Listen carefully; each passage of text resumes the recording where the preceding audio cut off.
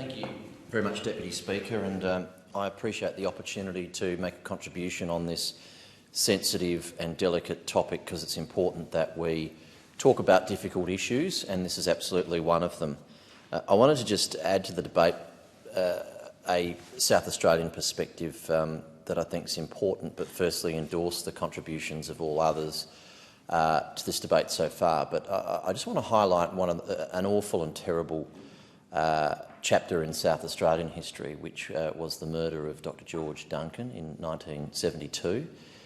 He had been employed at the University of Adelaide only 6 weeks earlier, a very distinguished law graduate and law lecturer, and he was thrown into the River Torrens adjacent to the Adelaide University campus in what is suspected to have been a gay hate crime, probably perpetrated by South Australian police. Now, that is an unsolved crime, and regrettably it happened in an era where the culture in the police force in particular was one of cover-up and protection. And of course at the time also, shamefully, homosexuality was in the criminal code. And so the South Australian police engaged in the victimisation, persecution and intimidation of homosexual South Australians, who Dr Duncan was one of them. And it's relevant to this because it was, of course, that crime was committed upon him leaving Adelaide University campus, and it absolutely was part of a culture of seeking to identify people, homosexual people at the university, studying at the university, and seeking to intimidate them, and in Dr Duncan's case, the worst circumstance, where he was brutally bashed and thrown into the River Torrens and ultimately died. The silver lining was that it led South Australia to become the first jurisdiction to decriminalise homosexuality, and in fact I pay tribute to Murray Hill, whose son Robert Hill served in this Parliament in the Senate, but it was Murray Hill, a Liberal Member of Parliament, that took the opportunity of that awful crime to take the lead on the decriminalisation of homosexuality in South Australia, and we became the first jurisdiction to undertake reform in that area. And so I make that contribution on the basis that thankfully the culture at our universities is dramatically and drastically different to what it was back in the 1970s and earlier. But I think those awful chapters in our history are important to reflect on, to firstly take some comfort that we have made progress, but also I think re-energise us to the need for continuous reform, and to accept that the job of ending sexual harassment and sexual violence is far from over. And whilst we shouldn't be overly depressed that we haven't made progress,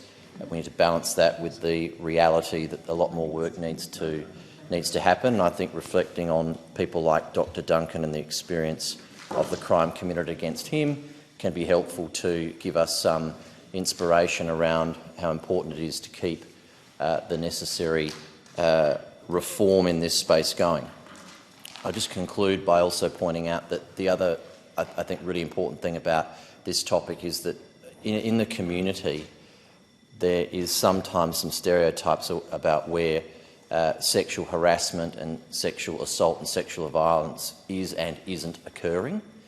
And I think sometimes there's a stereotypical view that universities and university campuses are the more enlightened places in our society, that maybe have higher standards of behaviour and conduct on this topic and others, compared with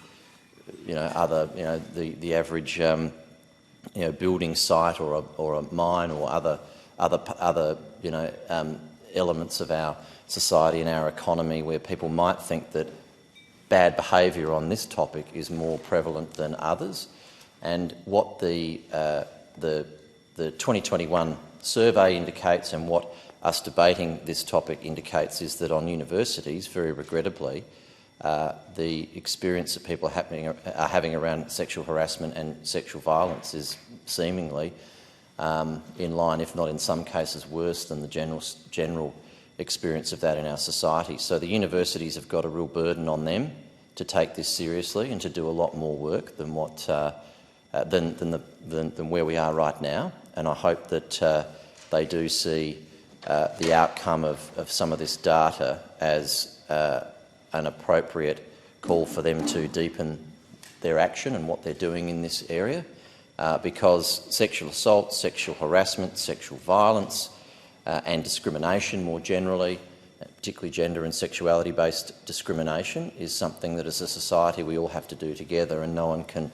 pretend or say that it's not their responsibility, because unless we're all on a unity ticket with seriously addressing it, we're not going to achieve what we want, which is of course the complete eradication of this appalling behaviour. So I appreciate the opportunity to contribute on this. I thank the Minister for bringing this topic to the Parliament. It's important for us to talk about it, think about how we can do more, and I hope that in my time here we continue to see dramatic improvement on this topic, because it's very important for us as a Parliament to take national leadership to achieve the results we want to in this regard.